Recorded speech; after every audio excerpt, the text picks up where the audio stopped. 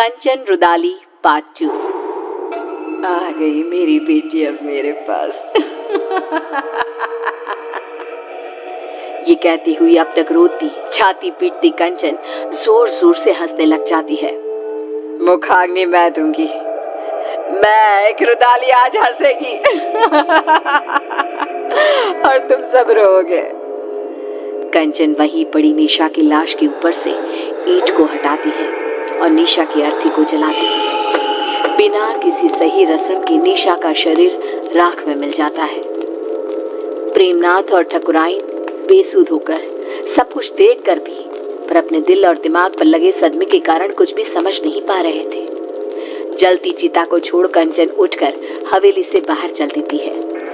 बाहर की ओर निकलती रुदाली फिर एक बार पलटती है और ठकुराइन को देखती हुई कहती है, चलती हो ठकुराइन, जल्दी ही लौटूंगी।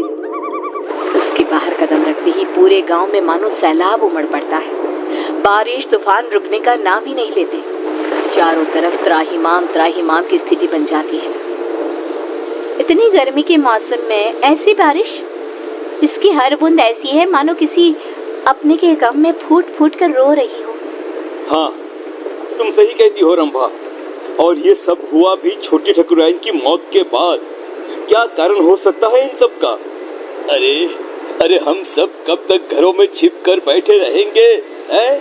अरे खेत की फसलें बर्बाद हो रही है सो अलग, ठाकुर साहब को ही जवाब देना होगा कि ये सब क्या है। परेशान होकर सभी गांव वाले तूफानी बारिश में ठाकुर साहब के घर पहुंचते हैं, जहां वो लोग देखते हैं कि ठाकुर साहब की हालत बहुत नाजुक है। कंचन, ये सब कुछ उसी का किया धरा है ना, जाने क्या करके गई है। जैसे ही उसने हवेली से जाते वक्त कहा जल्द ही लौटती हूँ, तब से इनकी तबीयत बिगड़ते ऐसी हो गई है। शहर से कोई डॉक्टर भी आने को राजी नहीं हो रहे। अब कंचन के घर जाना ही एक उपाय दिखता है। तभी ठाकुर साहब जोर जोर से चीखने लग जाते हैं, नहीं, मुझे प्रेत लोग नहीं जाना। अरे ठकुराइन, देखना ये तेरी बेटी को क्या हो गया है, मुझे साथ ले जाएगी ऐसा कह रही है। ये क्या कह रहे हैं आप? यहाँ पर कोई नहीं है। अजी निशा क्यों ले जाएगी आपको? ऐसा कुछ नहीं होगा जी। अरे गड्डू, तू भी आ गया। देख रही हो ना ठकुराइन, तुम्हारी बगिया संभालने वाला गड्डू आज तेरी बगिया उजाड़ने आया है। ये तो बहुत बुरा संकेत है ठकुराइन।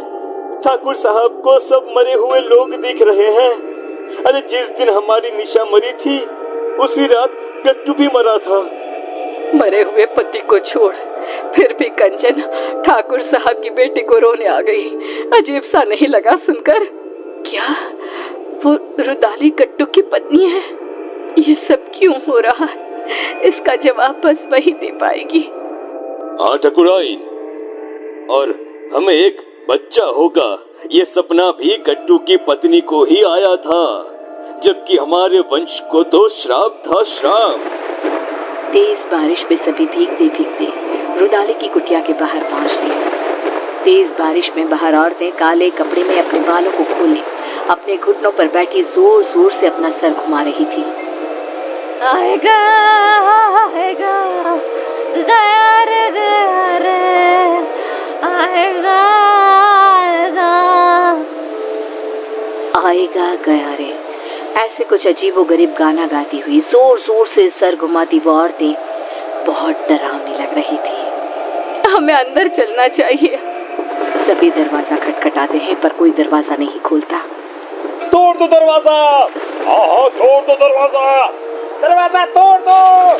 दरवाजा तोड़कर सभी अंदर आते हैं। सामने का दृश्य ऐसा भयावना कि कोई अपनी आंखों पर विश्वास नहीं कर पा रहा था।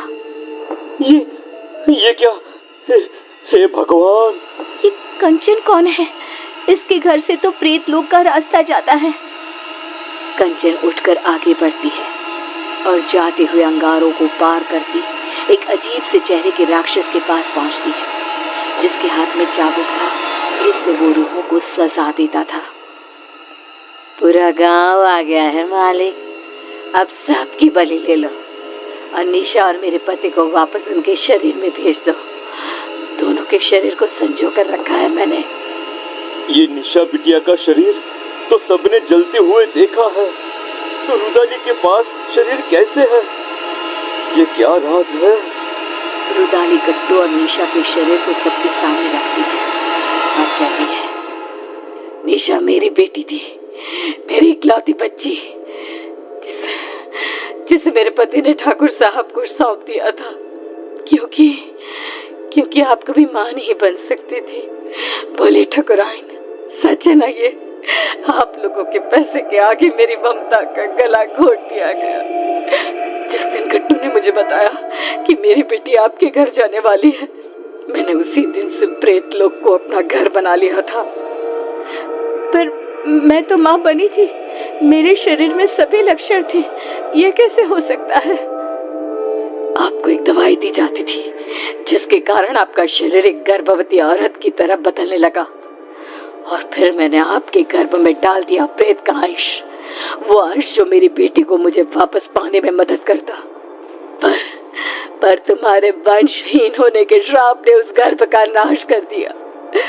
निशा तुम्हें सौंप दी गई, उसने मेरी कोख में ही सब तंत्र मंत्र सीख लिए थे, इसलिए उसे वही चीजें अपनी ओर खींचने लगी।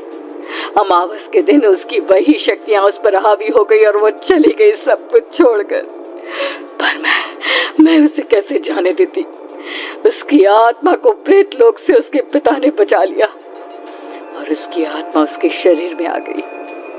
पर प्रेत सरकार बहुत क्रोधित हुई, इसीलिए आप सबकी आंखों में धूल झोंककर मैंने एक पुतले को जलाया, ना कि मेरी बेटी को। अब उसी सरकार की मदद से मैं फिर से अपनी बेटी और पति को पालूंगी और उसके बदले ये पूरा गांव ने सौंप दूंगी। भागो भागो यहाँ से, भागो भागो भागो यहाँ से।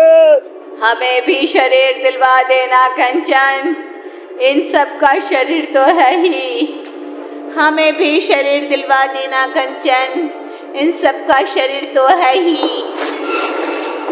आज कितने ही साल बीत गए, गांव अब आत्मा और प्रेतों के नाम से जाना जाता है। इतने मुर्दों में रह गई है जिंदा तो बस कंचन।